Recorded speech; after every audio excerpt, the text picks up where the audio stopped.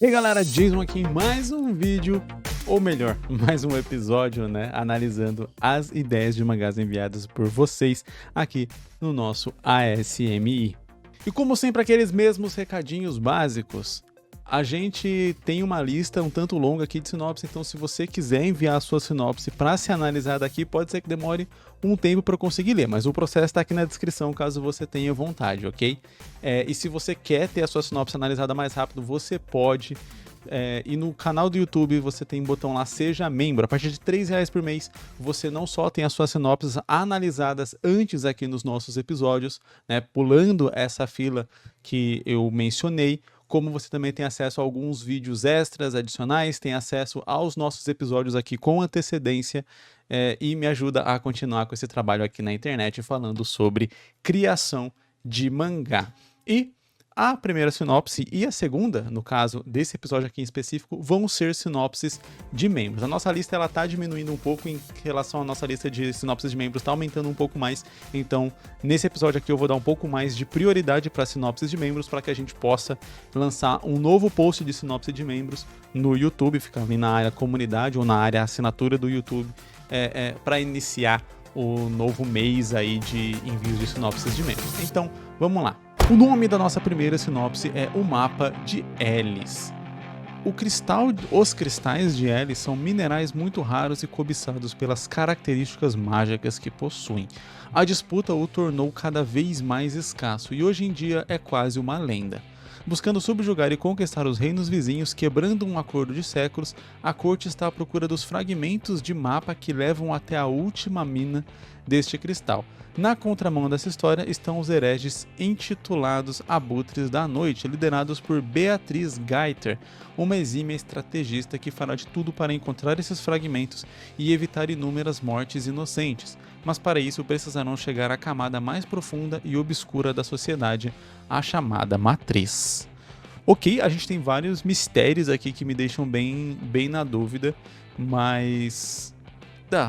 Antes de eu começar a falar, eu vou listar um pouco desses mistérios. Primeiro, o que seria essa matriz, o que seria essa camada mais obscura da sociedade. Não é uma questão de uma camada mais obscura do mundo ou da história, da sociedade em si.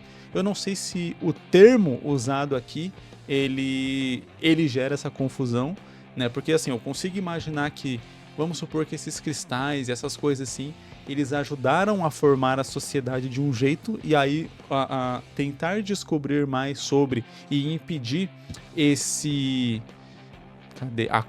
impedir a corte de chegar até esses cristais, né, até a mina desses cristais, vai fazer com que a Beatriz e o grupo dela, né, ali acabem descobrindo mais sobre essas origens. Não sei se é isso, ou se realmente a camada mais profunda da sociedade está falando sobre aquele lance de mercado negro, criminalidade, etc. Então não sei aqui qual dos dois pontos a gente tá abordando em si. Se for o segundo, se for esse lance realmente de mercado negro, comércio de escravos, drogas, esse tipo de coisa, né? A criminalidade ali por detrás da camada que a gente costuma enxergar da sociedade, eu acho um pouco estranho, porque é de se imaginar que eles, sendo grupos de hereges que estão contra a corte, né? Ou seja, contra o governo mandante, eles já estariam nessa camada obscura da sociedade. Então eu fico imaginando que tem a ver com uma relação da verdade obscura por trás de como a sociedade se formou, de como ela se organiza, ou do próprio mundo, enfim, eu acho que pode ser algo assim, e aí o jeito como está descrito me gerou essa confusão. E aí fala que é a chamada matriz. E aí eu realmente não faço ideia do que seria essa matriz dentro desse contexto aqui, então não vou nem me ater a essa parte. A outra coisa que eu fiquei um pouco na dúvida, ela fala que vai ser que a Beatriz e o grupo dela vai fazer de tudo para encontrar esses fragmentos e evitar inúmeras mortes inocentes.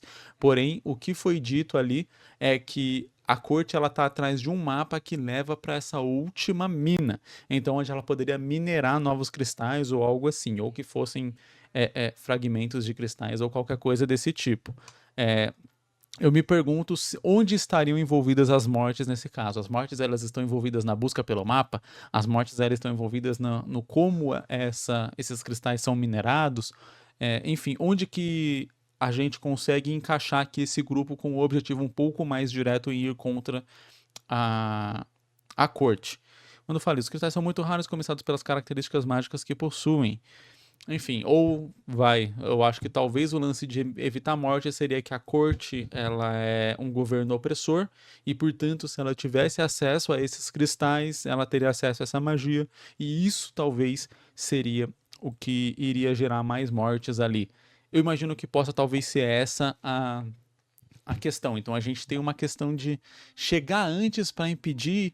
Enfim, a gente tem uns dois objetivos ali, que um é impedir a corte propriamente dita de existir. Afinal de contas, se a questão é essa corte com o poder que ela tem, ela já mata inocentes, se ela tiver mais poder, ela vai matar mais inocentes, a gente tem um objetivo indireto ali de derrubar a torre. Entretanto, a gente tem esse objetivo mais direto, que seria talvez impedir eles de chegarem ou de conseguirem esse mapa, enfim, aí depende de onde a história vai estar. Se é uma história mais longa, a gente consegue encaixar ela em todas as etapas desse processo, né? Então, eles descobrirem que a corte descobriu o mapa e está indo atrás, então eles vão atrás do mapa primeiro, depois, seja quem for que consiga o mapa, tem a questão de impedir eles de chegarem até a mina, e depois que de chegarem até a mina, impedir eles de conseguirem os fragmentos de cristal. Então você tem várias etapas assim. No one shot a gente poderia focar em uma única etapa dessa, e aí tentar causar alguma outra coisa como consequência para a gente poder completar a história de uma maneira mais abrangente. Quer dizer, vamos supor que seja o lance do mapa. Então o foco inicial da história está no mapa. A gente tem que impedir a corte de conseguir esse mapa. E aí uma das coisas que poderia ser feito seria destruir o mapa. Então você cria ali um efeito que eles não têm mais como saber onde é que é essa mina, porque a gente destruiu o mapa, então ninguém mais sabe. E aí meio que isso seria o fim. Seria interessante se a gente colocasse alguma outra coisa como uma consequência direta. Por exemplo, a corte está querendo esse mapa nesse momento muito porque ela está sendo ameaçada talvez por um governo externo e tal, e um pouco mais libertário que vai vir ali. E eles querem manter essa regência ali muito dura sobre o território deles, então eles precisam dessa magia, não necessariamente para escravizar a população mais ali, porque eles já são escravizados, já exercem poder a essa população, mas para confrontar esses outros territórios, etc., que estão querendo vir ali libertar o povo ou algo desse tipo. Então, quando você coloca as consequências das atitudes dos protagonistas, que é, por exemplo, destruir o mapa e queimar o mapa, impedindo qualquer acesso que a corte tenha a mina e tal, e aos fragmentos dos cristais de Elis, você automaticamente consegue extrapolar que o povo ali foi liberto, que a corte caiu, etc. Então você cria já um contexto onde essa pequena atitude que a gente vai ver ao longo da história e vai acompanhar na história leva a uma consequência muito maior para o mundo ali, etc., para aquele segundo objetivo ali que eu falei, que é derrubar a corte. E aí você pode colocar isso de outras formas nas outras etapas também. Então, impedir eles de minerar, é que impedir de minerar, eles já acharam o negócio, enfim. É um pouco mais complicado, né?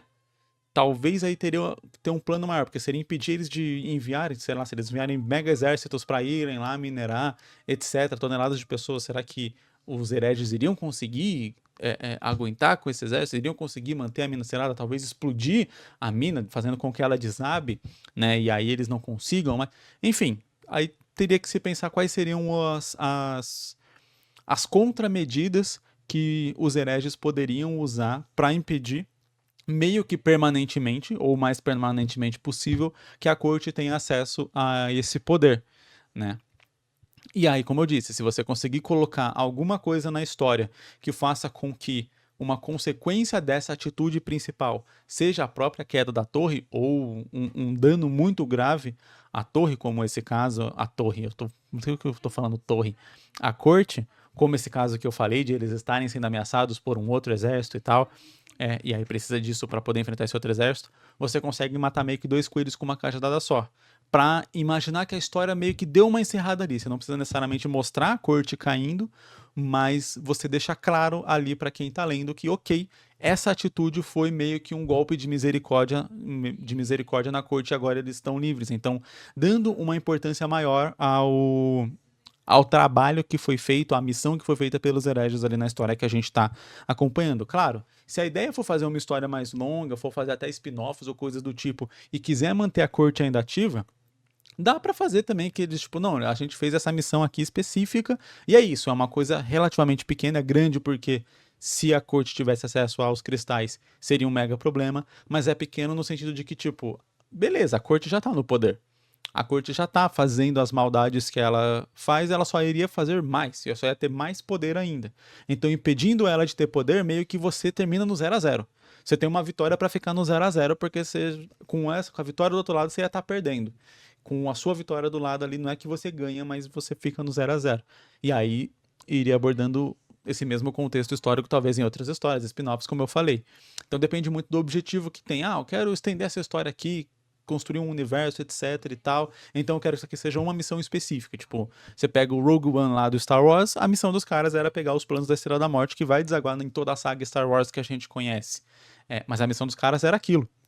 Então você não tem necessariamente. Aquilo vai gerar uma consequência maior que a gente viu nos outros filmes, mas você tem aquela coisa ali específica. Aqui daria pra fazer uma coisa mais ou menos parecida. Ou você pode fazer realmente um negócio um pouco mais definitivo, como eu falei antes. Nossa próxima sinopse também é uma sinopse de membro. O autor fala aqui no início dela, antes de começar a sinopse, explicando o título, ele diz que achou que O Jogo da Vida seria um bom título por conta do tema da história, mas ele fala, né? Mas esse parece ser bem popular, né? Esse termo e tal, esse título, eu imagino. O Jogo da Vida fica um título um tanto genérico.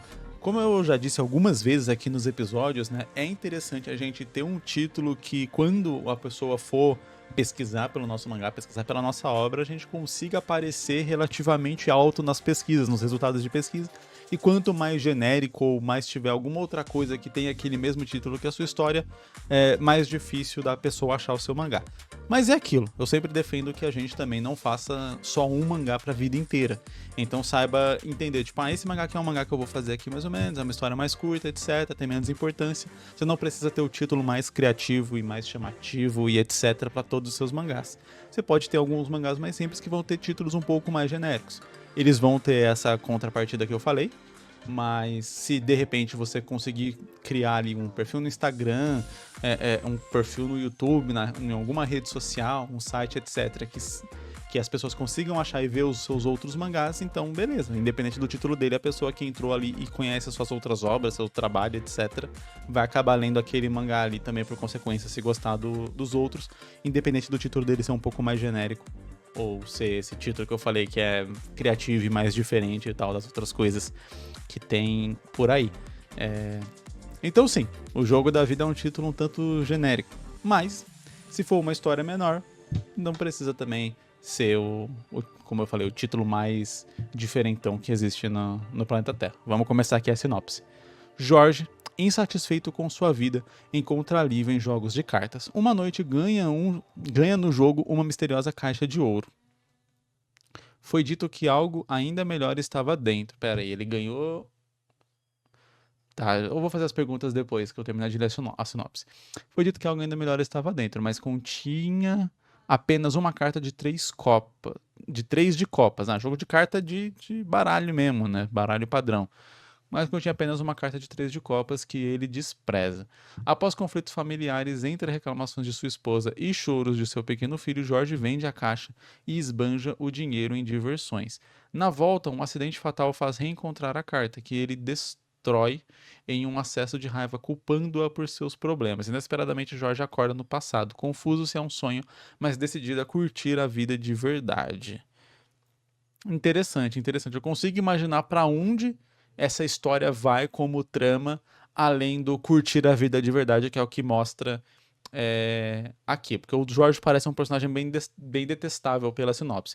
Mas o autor ele deu mais informações pra gente e eu vou ler essas informações aqui, que eu acho que vai ajudar a gente a entender melhor as ideias dele e tal, e poder analisar melhor. Então ele coloca ali spoiler. Então, spoiler aí pra quem um dia vai ler esse mangá, que eu espero. Ele falou que esse aqui não ia ser um mangá, ia ser um livro no modelo romance mesmo, escrito e tal. Então, um dia, quem for ler esse livro, que eu espero que saia das ideias, vire uma história de verdade ali no papel, ou na tela, né, hoje em dia. Enfim, spoiler. A ideia é ele farrar bastante nessa segunda chance e morrer depois de notar que a vida ainda estava vazia, ainda mais sem a companheira e filho. Aí ele gasta a próxima vida tentando conquistar a jovem que ele estava junto anteriormente. porém ele está para morrer novamente e ainda está levando ela junto. Depois de tantas tentativas, aí ele sacrifica a última carta para salvar ela, já conhecendo ele, pensando que o antigo ele que merece ela de verdade. Não entendi nada disso. Mas aí ele fala que o autor, né? Eu tenho uma dúvida. O final feliz. Ela vai encontrar ele, mas ela que vai conquistá-lo. Final triste. Ela tinha visto ele como um stalker e esse ainda a fez morrer. Agora é que ela não quer vê-lo mesmo. Ele fez ela morrer e aí ela também volta? Não entendi essa parte. Ambos são para o leitor aprender a valorizar o que tem hoje, mas o tom do fim é bem diferente. Entendi. A ideia da história é criar essa valorização do presente, das coisas que a gente tem e não, né? Aquele velho lance de a gente só dá valor quando perde, né? Eu acho que esse é o grande intuito aqui da história e a gente iria acompanhar isso conforme esse personagem vai meio que revivendo. Eu não entendi o lance da carta. Eu imaginei que ela fosse ali um símbolo, né, que simbolizasse essa questão de ele ficar voltando. É um 3 de copas. 3 de copas são 3 corações. Seria talvez, sei lá, o coração dele, dela e do filho. Não sei, seria interessante se tivesse alguma metalinguagem assim na história. Talvez poderia ser um 2 de copas para simbolizar o coração da mulher e do filho, que seria o que ele demoraria para entender. Inicialmente, eu acho que uma das coisas que a gente pode fazer nessa história, porque se a ideia, que nem ele falou, é o personagem farrar bastante até ele ir aprendendo, a gente precisa de alguma coisa que nos conecte com essa história. E como eu falei, logo pela sinopse, já dá uma ideia de que o personagem é um personagem bem desprezível, bem tipo, pô, o cara joga, gasta todo o dinheiro, aí pô, ele briga com a esposa, com o filho, e aí ele vende o negócio, em vez de vender pra ajudar em casa ou alguma coisa assim, ele vai zoar mais, e aí ele morre, sabe, tipo, é um personagem que parece que só faz as escolhas erradas. Então, o que eu faria, talvez, nessa história, é um lance meio... eu ia falar multiverso da loucura, mas o multiverso da loucura é da Marvel, Doutor Estranho, é um lance meio tudo em todo lugar ao mesmo tempo. Eu acho que seria um ótimo exemplo aqui para essa história, que é o quê? Você criar um contexto, uma realidade para aquele personagem viver, onde parece uma realidade muito bosta. Tipo, ninguém iria querer viver nessa realidade. Então, a esposa podia brigar com ele bastante, o filho podia ter lá seus problemas também, de modo que a gente não ficasse 100% contra o personagem. A gente ainda poderia ficar mais ou menos contra ele, igual acontece inclusive no Tudo em Todo Lugar ao mesmo tempo, que a gente fica um pouco contra a protagonista, mas ao mesmo tempo a gente consegue entender a relação dela dentro daquele meio que ela está inserida ali e tal. Então, ela é uma personagem antipática, só que ao mesmo tempo a gente consegue entender um pouco a ponto de que e o filme dá uma virada também relativamente rápido para que a gente crie um certo interesse ali e não abandone o filme pela antipatia da personagem. Esse um personagem, principalmente um protagonista, ser antipático é muito complicado porque a gente precisa de alguma coisa para engajar o leitor na história. Então, se não vai ser o protagonista, vão ser os acontecimentos ao redor dele. E aí a gente começa a trabalhar esse protagonista para que em algum determinado momento ele vire um personagem que a gente vai se interessar, mas por ele não vai ficar preservando essa antipatia ao longo de muito tempo. Então, eu acho que se a gente tiver um contexto onde a gente consiga entender um pouco essa vontade dele de curtir a vida, etc., a gente apresentar melhor essa situação para não ficar 100% contra ele, ficar, sei lá, por mais que você fale, ele tá fazendo errado, mas putz, será que eu não faria igual? Conseguir levantar essa dúvida no leitor, você consegue estender um pouco o tempo que o leitor vai ficar dentro da história para poder começar a fazer essas reviravoltas e tal, e aí ele poder acompanhar isso de verdade. Então, assim, a primeira morte dele pode até ser uma morte bem injusta, com relação talvez à mulher, ou com o filho, ou com o trabalho, enfim, alguma dessas coisas para que quando ele decide voltar e curtir a vida, porque pelo que eu entendi ele volta no tempo, ele volta no passado. Eu não sei quanto no passado ele volta antes de ter o filho, ele volta antes de ter a mulher, porque depois fala sobre reconquistar ela, esse tipo de coisa. E aí eu fico na dúvida sobre qual é a distância entre o ponto onde ele morre e o ponto onde ele volta, porque em alguns determinados momentos aqui fica parecendo que essa distância é muito gigante. tipo, sei lá, 15 anos, vamos supor. Então você tem o tempo dele conhecer ela, sei lá, passa 5 anos, tem o filho tem 10 anos e aí ele morre. Só que pra gente contar uma história que o tempo inteiro tá se passando 15 anos, 15 anos, 15 anos, 15 anos, fica um espaço muito grande de tempo com muitos acontecimentos e talvez a gente comece a perder muita informação nesse meio, que faz com que o personagem fique um pouco raso. Quer dizer, tipo, em 15 anos a vida dele só teve isso, não teve mais nada, era só isso. Então, geralmente, né, nessas histórias onde o personagem vai voltando, você tem uma questão de alguns dias, meses, no máximo um ano ou algo assim, para que dê tempo do personagem viver algumas coisas, mas não tanto, de modo que quando ele volta, fica aquela sensação de vou fazer alguma coisa diferente, etc, eu quero continuar, ou algo assim. E principalmente se envolve uma morte diretamente. Quer dizer, se ele vai morrer ali, é, eu acho que teria talvez o interesse do personagem fazer alguma coisa pra impedir ele de morrer. Só que se o espaço é muito grande, a gente perde essa urgência de fazer alguma coisa que impede ele de morrer ou algo assim, entende? É, E aí, como eu disse, aí talvez a história possa ficar muito monótona, e aí talvez, pra não ficar monótona, a gente teria que pular muita coisa, e por pular muita coisa ficaria essa coisa rasa que eu falei de a vida do personagem é só isso. Mas entendendo qual que é a temática da história de tente valorizar o que você tem hoje, então é muito parecido com o lance do Tudo em Todo Lugar ao mesmo tempo, né? Dando um pequeno spoiler. Pequeno não, acho que não sei se é um spoiler tão grande, mas o lance da personagem é exatamente essa mesma temática, de ela vê em inúmeros universos, em inúmeras possibilidades de vida que teria, inclusive da vida dos sonhos que ela imaginava. é, Ali ela tem um certo nível de felicidade. Aquela é a vida dela, aquela é a vida que ela tem para viver e que ela tem para aproveitar e para poder aproveitar aquelas coisas, porque em toda a realidade vai ter algum problema. E aí eu acho que poderia trabalhar um pouco mais ou menos isso. A dúvida é como fazer isso de uma maneira um pouco rápida, né? Que ele possa ver essas outras coisas e, e, e ir vendo isso e ir percebendo o que ele tá deixando de lado, que nenhuma vida é completamente completa. Essa frase ficou meio estranha, mas nenhuma vida é 100% boa, né? Sempre vai ter algum defeito, sempre vai ter alguma coisa ruim, não importa o que você pense daquilo.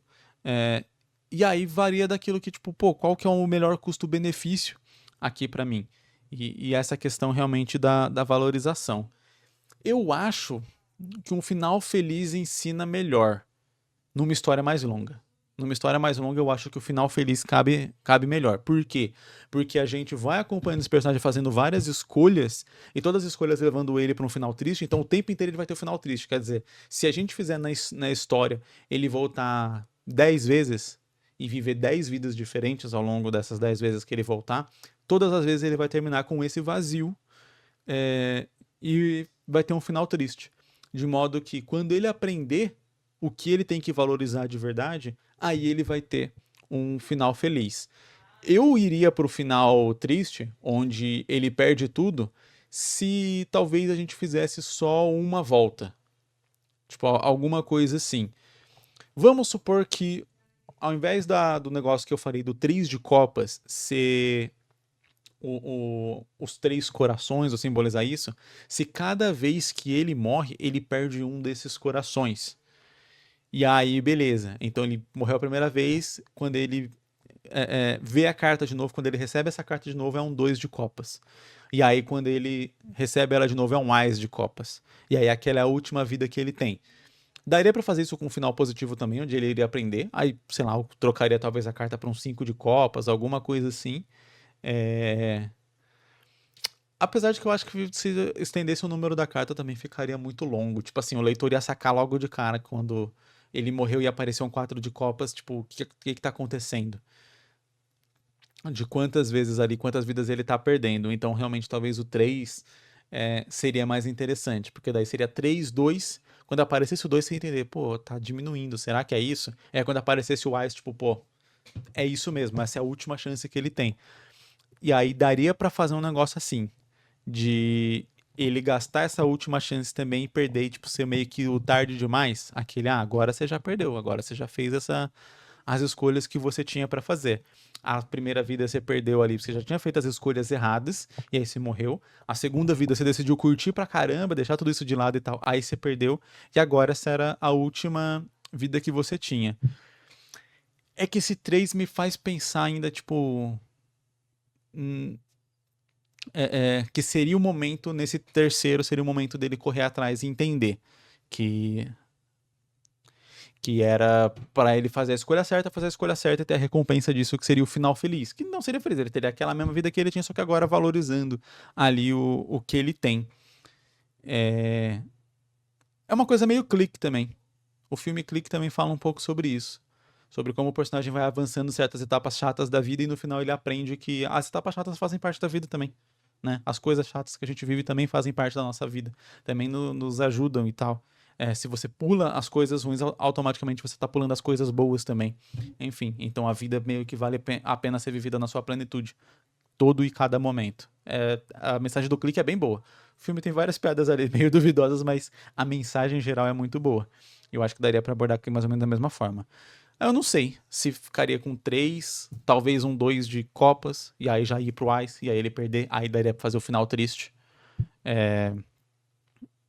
Eu acho que é assim, talvez. Talvez eu ficaria firmado nisso. Então, tipo, um 3 de Copas, ele iria viver a primeira vida, que foi a que ele morreu ali, ó, a, a original, digamos assim. Aí ele vive a segunda zoando, aí ele morre, e aí ele percebe que ele, mesmo fazendo tudo o que ele queria fazer, que ele achava que queria fazer, a vida não foi mais divertida, não foi melhor, não foi mais feliz. Ele sentiu falta ali das coisas que ele tinha. Quando ele morre a segunda vez, ele toma a atitude certa, e aí ele fica com Ice e vive ali. E aí, talvez se eu fosse fazer a versão de final triste, talvez eu faria um 2 de Copas. Aí ele morre e fica com Ice. Não sei se de um 2 para um Ice já seria suficiente para o leitor entender que cada coração daquele é uma vida que ele está vivendo. Mas daí ele morreria na segunda vez, só que daí eu adicionaria um personagem para meio que explicar isso. Talvez o personagem que desse a carta para ele com a caixa com a carta para ele, seria um personagem que falaria e daria algumas dicas sobre o que está acontecendo, para de modo que na hora que ele morresse com o Ice ali e ele visse a família dele e ele quisesse voltar, o cara falasse: tarde demais, você teve 2 chances, que é mais do que todas as pessoas têm, e mesmo assim você tomou a decisão errada e não conseguiu entender onde estava o seu erro. Às vezes é tarde demais e tal. E aí, tipo, termina com um final triste. Mas daí eu colocaria um personagem pra literalmente falar isso, pra deixar isso bem claro, já que a mensagem da história é passar isso pro leitor. Então, ao passar isso pro personagem, a gente passaria isso pro leitor. Já na primeira versão, na versão feliz, eu não sei se teria necessidade de colocar esse personagem ali meio sobrenatural, queria dar um pouco dessas dicas e tal, entender, porque se a gente aumenta o número de corações na carta e ele vai diminuindo, a gente já deixa óbvio pro leitor. Acho que qualquer leitor iria pegar que cada vez que ele acorda ele vê um negócio com um número abaixo, é porque tá acabando as vidas dele, ainda mais com o coração e tal. Enfim, eu acho que a ideia do coração ali, de Copas fica bem legal. Mas já tô há tempo demais falando aqui dessa sinopse, eu espero que eu tenha ajudado aí a decidir. Mas eu gostei da ideia, gostei bastante da ideia. E o nome da nossa terceira sinopse do episódio de hoje é M-Fight, né? M-Luta. O M-Fight é um torneio de artes marciais clandestino que reúne representantes do alto escalão do Rio de Janeiro, criado no intuito de evitar guerras por poder após a morte do coronel. Seu chefe maior capo. Não entendi. Eu não entendi essa frase que ficou um pouco. Após a morte do coronel, vírgula, seu chefe maior, vírgula, capo, ponto. Políticos, milícias e mafiosos enviam. Eu não entendi se quem morreu foi o coronel e aí o capo resolveu fazer essa parada, ou se quem morreu foi o capo. Não, a morte do coronel, seu chefe maior, capo. Eu não entendi a frase. Mas vamos lá. Políticos, milícias e mafiosos, no caso do Rio de Janeiro, as 3 coisas são uma só, mas ok, o propósito da história vale a pena separar, enviam seus lutadores mais habilidosos a cada 4 anos para definir os rumos da cidade. O vencedor do M-Fight se torna o capo até o próximo torneio. Então realmente o capo foi quem morreu, não sei porque chama de coronel. E aí a gente tem uma outra descrição aqui, que é pra, né, aquela ali é a descrição do mundo, aí separada a gente tem uma descrição que seria da trama, personagem, etc. Vivendo nas ruas das periferias do Rio, um garoto chamado Roman Tristan Jr., Caraca, que nome pra alguém que tá vivendo no Rio de Janeiro. Herdeiro legítimo de uma das famílias mafiosas mais poderosas do estado, luta para recuperar sua honra, riqueza e obter vingança contra aqueles que usurparam seu trono e mataram seus pais. Só há uma maneira de provar sua força, o M-Fight. O autor enviou também aqui várias páginas do mangá e tal. Então seria uma parada bem nesse lance de máfia e tal, né? Envolvendo ali milícia e várias coisas assim. Uma coisa que eu acho interessante fazer nessa história é talvez tentar não romantizar tanto a milícia, os traficantes ou algo assim. Você pode fazer um pouco dessa brincadeira aí, inventar que tinha uma máfia um pouco melhor, ou colocar ali até uma influência ali, talvez, de alguns policiais ou de algum outro grupo que quer tentar fazer alguma coisa ali um pouco melhor com o Rio de Janeiro, já que o Estado tá meio que corrompido também. Por quê? Porque quando a gente fala sobre piratas e tem uma romantização dos piratas, fala sobre a máfia e tem uma romantização da máfia, geralmente a gente está falando de um passado distante que não existe mais hoje, pelo menos não da mesma forma. A gente ainda tem piratas, mas é completamente diferente dos piratas da época, que eram bandidos, eram assaltantes, estupradores, etc. Enfim, eram pessoas horríveis iguais os milicianos de hoje em dia. Só que a diferença, como eu disse, é que a gente está falando de algo do passado que não existe mais tanto hoje, aí você consegue dar uma romantizada. É um pouco complicado romantizar certas coisas que existem hoje em dia, que estão ativas, muito ativas, aliás, por sinal, né? Enfim, tem casos de milicianos sendo revelados e tal, coisa assim, até hoje, o Rio ainda tá sob controle de milícia, enfim, então é um pouco complicado romantizar isso hoje em dia enquanto isso está acontecendo. E o que eu entendi aqui é que realmente você tem um lance ali de uma disputa da criminalidade ali do Rio de Janeiro.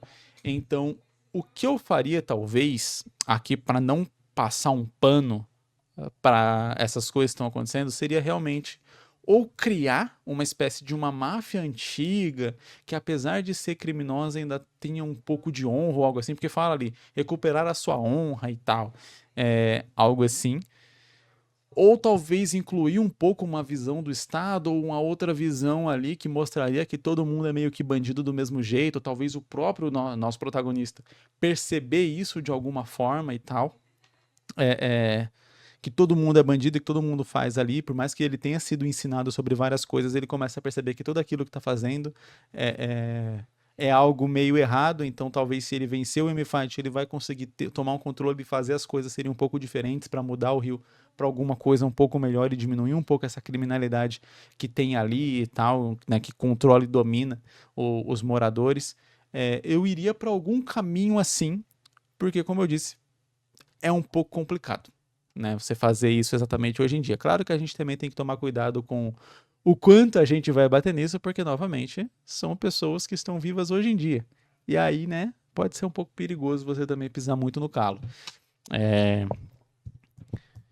Então eu gosto da ideia de trazer toda essa ambientação que a gente faria em outras histórias passadas em outros lugares do mundo, só que trazendo para nossa realidade, combina demais. Só que exatamente por ser uma realidade que está ativa hoje em dia, algumas precauções precisam ser tomadas dos dois lados. Você não pode nem bater muito porque é perigoso para o autor, ainda mais se o autor morar no Rio de Janeiro e tal, morar na favela do Rio pode ser até perigoso. E por outro lado, você não pode passar pano demais, porque, né, complicado. Enfim, então, eu iria realmente por um caminho assim, onde eu não iria, tipo, fingir que todos ali são as organizações criminosas que têm honra e moral e coisa do tipo, lutando por um Rio de Janeiro melhor. Então colocaria ali cada pingo no seu i, faria o Tristan talvez ser realmente de alguma outra coisa ali à parte e meio que ele perceber toda a merda ali que tá sendo envolvida e que talvez ele não percebia antes porque ele estava muito inserido naquele contexto, ele foi ensinado desde pequeno aquele contexto, e aí só agora lutando, né? Vamos imaginar aqui, vamos colocar isso de maneira mais factível dentro da história, vamos lá. O Roman, ele nasceu ali numa família e tal, mafiosa, pode ser de imigrantes ou algo assim, que já controlou o Rio no passado, mas daí o Rio depois foi controlado por traficantes, etc. ali, né, o Comando Vermelho, algo assim. Talvez você possa inventar um comando e mudar a cor para novamente não pisar no calo de gente que pode ser perigosa pro autor. Enfim, você inventa ali o comando roxo, alguma coisa assim. Comando azul, ou não põe comando também, põe só alguma coisa e uma cor aleatória para também não ficar muito assim, e depois vem as milícias e tal, também não envolve os nomes diretamente de milicianos ou de algumas milícias conhecidas ou de grupos criminosos feitos por milícias, etc., como os Esquadrões da Morte, coisa assim. Ou, novamente, você pode brincar, fazer um jogo de palavras, então, ao invés de falar Esquadrão da Morte, literalmente, você inventa ali um nome de grupo, tipo Bando da Matança, sei lá, ficou meio feio esse nome, mas sabe, pegar palavras sinônimas ali para não usar o nome direto, porque, novamente, pode ser perigoso. E aí, envolvendo isso, beleza. E aí o Roman, ele cresce nesse contexto, e aí ele fala, eu quero recuperar ali, minha família era do Rio de Janeiro, tenho que lutar o M-Fight para poder recuperar isso. E aí, enquanto ele vai lutando, passando pelas paradas, tem todo aquele negócio, e tendo esse propósito também de dominar o Rio e tal, e de ser a família ali, criminosos, blá blá blá, ele pode conhecer, por exemplo, uma repórter, ou um repórter ali que tá fazendo negócio e que tá cobrindo, e aí, através dos olhos desse repórter, ele começa a perceber o que tá acontecendo ali no Rio de verdade, fora daquela bolha que ele está inserido ali só na luta pelo poder e coisa do tipo. Perceber que desde que a família dele saiu e o jeito como ele foi criado e onde ele foi criado, ele não sabe de nada do que acontece de verdade ali no Rio de Janeiro e tal. E aí, conforme ele vai percebendo isso, aí ele quer continuar, ele continua com o objetivo de ganhar o M-Fight, porque ele também percebe que o Estado não tem poder ou está corrompido ou algo do tipo, não tem toda essa força para poder fazer alguma coisa ali. Então ele fala, se nem o Estado vai conseguir resolver essa situação, então o melhor que eu posso fazer é vencer o M-Fight, continuar com o meu objetivo de vencer o M-Fight e ser, por mais ainda que seja dentro da criminalidade, dentro dessa coisa fora da lei, ser um líder ali bom, pelo menos para a população do Rio de Janeiro e tal. Não ser iguais os outros seriam o tráfico, a milícia, enfim. Esse tipo de coisa. Então, eu acho que seria o melhor caminho. Eu posso estar enganado, mas, assim, do que eu consegui pensar aqui, rapidamente nesse momento, eu acho que seria o melhor caminho pra gente não ficar ali muito. Nem jogar toda a história e falar, não, cara, ó, não mexe com isso, não faz história sobre isso, esquece, descarta essa história e vai pra outra. Mas nem também ser tipo, pô, é isso aí, segue desse jeito, porque eu acho que pode gerar vários tipos de problemáticas aqui, como eu falei, de tudo quanto é lado. Enfim, pode ser problemático de vários lados. E aí, nesse sentido, eu acho que esse caminho seria o melhor caminho para se tomar, para a gente também conseguir torcer pro Roman. Entender que, tipo, pô, ele quer fazer ali uma diferença. É que nem aquele negócio, né? A gente sabe que monarquia é um negócio complicado. Monarquia geralmente não é algo muito bom. Nem para a própria população ali que vive na monarquia, muito menos para as populações vizinhas. Mas de toda a história aí que tem monarquia, tem um rei que é justo, tem um rei que é humilde, tem um rei que é caridoso, etc. E a gente acredita, né? Porque, beleza, é uma história ali de ficção, você dá os contextos ali, apresenta o personagem, a gente compra aquilo ali, que mesmo numa monarquia tem um cara ali que é super de boa, né? Pega Duna, por exemplo, eu assisti recentemente o filme 1, né? E tá ali o pai, esqueci como é que é o nome do pai do Paul. Enfim, o senhor ali, Sir Artrades, né? O líder da família, ele é um líder de família ali, família militar, que tem exército, que domina um planeta, etc. Tudo mais. Mas, nossa, ele vai com a nave dele salvar os funcionários do chão de fábrica ali da extração esqueci como é a palavra lá, da melange, a especiaria. Enfim, então ele vai sacrificar, tipo, é aquele negócio, você tem a sua suspensão de descrença, ele é apresentado daquele jeito ali, e beleza, você consegue comprar, ainda mais que ele vai ser morto logo na sequência, então, tipo, você consegue ainda comprar mais isso e tal.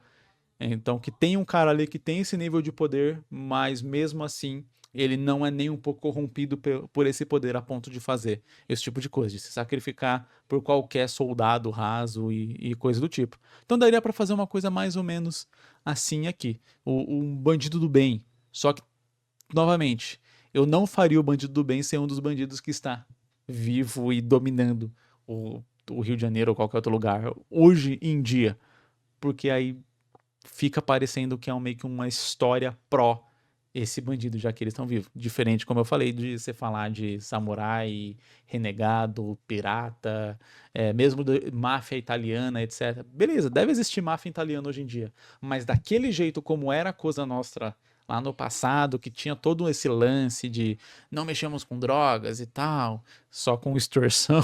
Enfim, você consegue ainda passar um pano para esse romantismo que pode existir por alguma coisa do passado e que ficou no passado.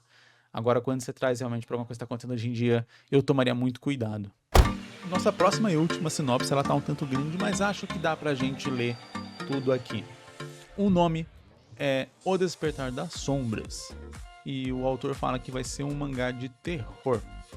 Vamos lá. Em um mundo onde sombras e criaturas sobrenaturais coexistem com os humanos, o equilíbrio entre a vida e a morte está prestes a ser destruído. Em meio a esse caos, surge um jovem chamado Hiroshi. Não explicou o que exatamente seria essa destruição do equilíbrio entre a vida e a morte. Seria tipo ter mortos-vivos, alguma coisa assim?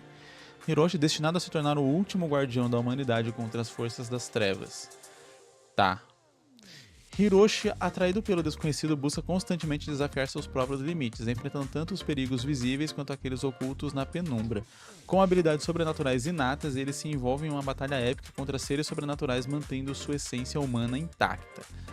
Ao longo de sua jornada, Hiroshi forma uma aliança improvável com Yumi, uma garota misteriosa com poderes mágicos. Juntos, eles embarcam em missões perigosas, adentrando o submundo das criaturas das trevas e enfrentando seu líder mais poderoso. Não parece um mangá de terror, parece só ter uma pegada dark. Digamos assim, né? Seria o Dark Fantasy que chamam. Apesar de que não necessariamente precisaria ser fantasy, mas ok. Enquanto a trama avança, Hiroshi descobre segredos sobre sua própria linhagem e os motivos por trás da crescente ameaça sobrenatural, com uma guerra iminente entre humanos e seres das sombras. Se ele já está enfrentando, meio que essa guerra já está acontecendo. Hiroshi deve desvendar as suas próprias origens e aprender a controlar sua magia negra para se tornar o salvador que o mundo precisa desesperadamente. Lutas sangrentas, criaturas monstruosas e uma narrativa cheia de reviravoltas tornam o Despertar das Sombras uma aventura sobrenatural envolvente. Ele já fez a propaganda completa aqui do mangá, transportando os leitores para um mundo onde o perigo espreita em todos os cantos e a coragem é a única arma contra as trevas. Ok. Achei interessante, tem a pegada ali de uma série onde a gente vai acompanhando essas aventuras ali. Tem alguns textos ali que me abrem a brecha para uma explicação maior, necessitam de uma explicação maior quando fala, por exemplo, cadê? Ali, ao longo de sua jornada, Hiroshi forma uma aliança improvável com Yumi, uma garota misteriosa com poderes mágicos. Só com esse texto a gente não consegue entender por que é uma aliança improvável, por que essa aliança seria improvável. A Yumi é um ser sobrenatural, o próprio, como que é o nome dele? Hiroshi. Não é um ser sobrenatural, já que ele tem poderes sobrenaturais, etc. Como isso funcionaria, como isso se daria na prática, né? Quando fala improvável, você imagina que vai ter um motivo óbvio pelo qual eles não iriam se juntar, e aí o autor precisa, através de alguma estratégia ali, fazer com que esses dois formem essa aliança, um objetivo em comum para alguma coisa, etc, e por aí vai. Uma coisa que particularmente me incomoda é que o Hiroshi não parece ter aqueles contrapontos, defeitos, esses defeitos que vão ser trabalhados ao longo da história para que ele possa evoluir e se tornar um personagem maior, melhor, etc. Ele fala, você tem que aprender a controlar a sua magia negra para se tornar o salvador que o mundo precisa. Isso poderia ser um certo peso que ele carrega, esse lance de ter que ser o salvador, e que poderia ser abordado ao longo da história, mas não me parece ser o caso aqui a gente querer trabalhar essa questão do peso de ter que ser alguém da profecia ou de não ser, etc. Tem histórias que às vezes falam sobre isso, tipo, se tem uma profecia, você tem que ser certa coisa. E aí ao longo da história o personagem vai percebendo que ele não tem que ser nada, ele tem que ser aquilo que ele quer ser. Só que não parece esse o caso aqui da história, parece ser o caso realmente só de um peso de tipo, não, eu quero realmente fazer isso, só que isso é um trabalho duro, algo assim. Só que ao mesmo tempo, né, como eu disse, o Hiroshi ele parece ter todas as qualidades, todas as características para ser perfeito. Ele nasceu com poderes e ele é o humano que vai ser o guardião, e aí beleza, ele aceita que ele é o guardião e ele vai enfrentar criaturas por aí e vai fazer amizades e vai conseguir derrotar o vilão no final dominando a magia. Só que daí, beleza, fala ali que ele vai desvendar suas próprias origens, etc. Eu acho que nessas origens, nessas coisas, poderiam ter coisas que iriam afetar e abalar essa fé dele para que a gente possa colocar defeitos no personagem, ter a fé abalada, pode ser um desses defeitos. Às vezes, ter uma visão muito restrita, muito estrita de certo e errado, etc., possa ser um desses defeitos. Né? Ele pode seguir sendo tudo que está falando aqui, só que você entender que ele não consegue enxergar ali os meio tons ali no preto e no branco, no certo e errado, no eu tenho que defender os humanos e tenho que acabar com os seres sobrenaturais. Ele não perceber que às vezes ele mesmo é um ser sobrenatural, afinal de contas ele usa poderes sobrenaturais e tal. E aí talvez só depois que ele vai perceber isso vai abalar essa convicção que ele tem. Enfim, essas características que tornam o personagem um pouco mais crível, né? Um pouco menos ali realmente um messias para ser acompanhado de um personagem um pouco mais humano, pouco mais próximo da gente, porque quando fala ali, mantendo a sua essência humana intacta, parece que a essência humana é algo extremamente bondoso e benéfico, e não, a humanidade ela tá cheia de coisa ruim, né, e manter a sua essência humana seria ali, né, pro leitor trazer um pouco dessas coisas ruins à tona e tornar ele mais humano em si. Então, quando o autor fala isso, fica até engraçado, porque a última coisa que eu achei que o personagem parece é exatamente humano. Ele não parece ter os defeitos, as dúvidas, as características que o tornariam mais humano. Eles parecem ter as características de um deus perfeito ali, né, e irredutível em seu objetivo divino e maior. E aí o que eu faria exatamente seria isso. Quando o autor fala que é uma narrativa cheia de reviravoltas, essas seriam algumas das reviravoltas que eu esperaria ver. De repente o personagem descobrir que ele está diretamente interligado com aquilo, que ele não é o salvador da humanidade, na verdade ele é o salvador do sobrenatural, ou algo assim. E aí, beleza. Todo o objetivo que ele fez talvez estava ajudando o inimigo, quem ele considera seu inimigo, e aí? Qual atitude você vai tomar quando você percebe isso? Que tudo que você fez estava fazendo errado, estava fazendo o contrário daquilo que era o que você acreditava ali. Sabe? São essas coisas assim que deixam aquela dúvida, que quebram o personagem, que rebentam com a motivação do personagem, que você faz tipo, pô, interessante, aquela dúvida que o próprio leitor fica assim, caramba, o que eu faria se eu tivesse nessa situação e tal.